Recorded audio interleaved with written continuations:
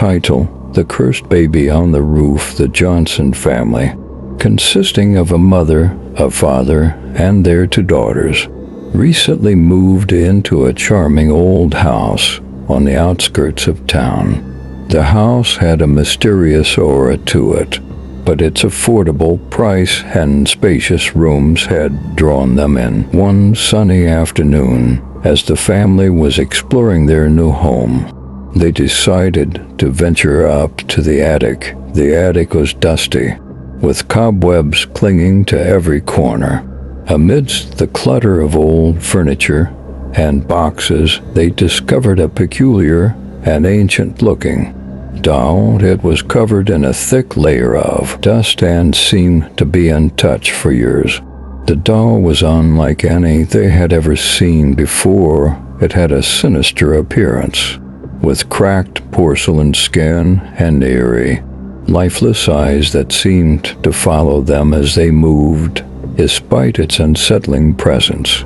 The doll held an odd fascination for the younger daughter, Emily. She reached out to pick it up, her tiny fingers brushing off the dust dot as soon as Emily touched the doll. A shiver ran down her spine. The doll's eyes seemed to come alive, glowing with a malevolent light. It let out a faint, sinister giggle that sent chills through the family's spines. Over the next few nights, strange things began to happen in the house. Doors slammed shut on their own. Eerie whispers echoed in the halls, and the family heard faint, ghostly laughter in the dead of night. Emily's behavior also started to change. She became increasingly distant and seemed to be talking to someone or something that no one else could see.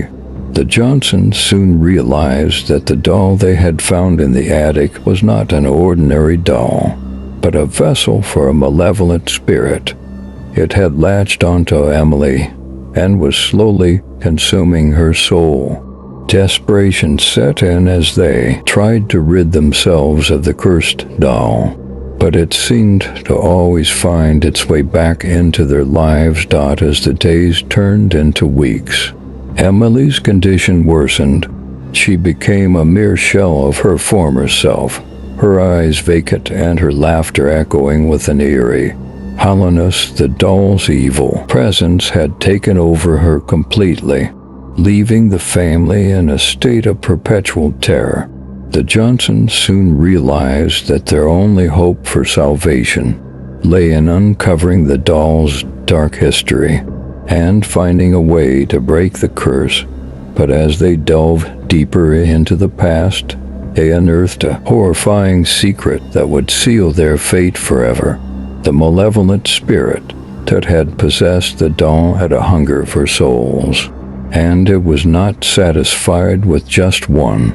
The Johnsons were trapped in a never-ending nightmare as the cursed doll continued to haunt their every waking moment, ensuring that their souls would be its eternal playthings. In the end, the Johnson family's new home turned out to be a house of horrors, and they were forever bound to the malevolent spirit that had been awakened in the attic, their lives forever entwined in a nightmarish existence. As the weeks turned into months, the Johnson family's once happy home had become a living nightmare.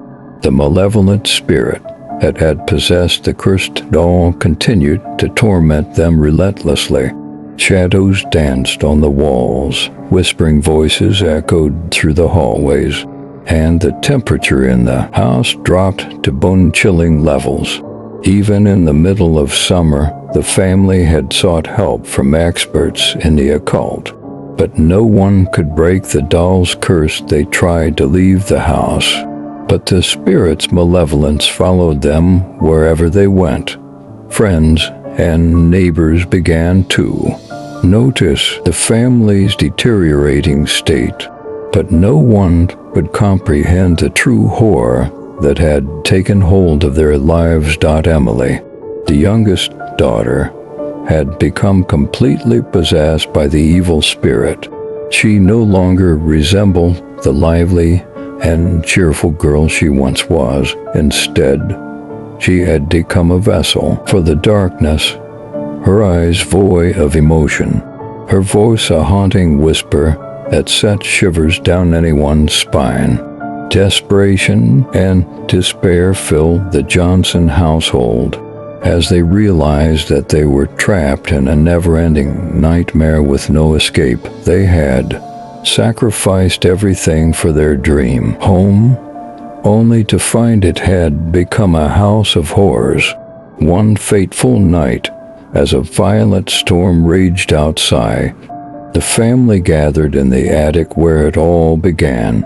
They had decided that their only hope was to confront the malevolent spirit head-on. With trembling hands, they placed the cursed doll on a makeshift altar, surrounded by candles and symbols meant to ward off evil. As the clock struck midnight, they began to chant ancient incantations they had found in their desperate search for a solution. The room grew colder, and the wind howled through the cracks in the attic walls. The doll's eyes glowed with an intense, malevolent light, and it let out a blood-curdling scream. The family's voices grew stronger as they continued their incantations, determined to break the curse and free their beloved Emily from the clutches of the evil spirit. A blinding light enveloped the room, and the doll's screams grew louder and more agonized. Then, as suddenly as it had all begun, it stopped. The attic fell silent, and the malevolent spirit's presence vanished.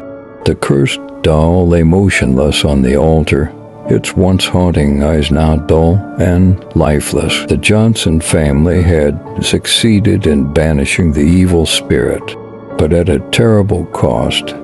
Emily was gone, her soul lost forever in the battle to break the curse. The family was left with a haunting emptiness, their lives forever scarred by the horrors they had endured. As they left the attic, they knew that their new home would forever be a place of darkness and despair, a testament to the malevolent spirit that had once tormented them. And though they had escaped the curse, they would carry the weight of their traumatic experience with them for the rest of their lives, a constant reminder of the price they had paid for their dream home.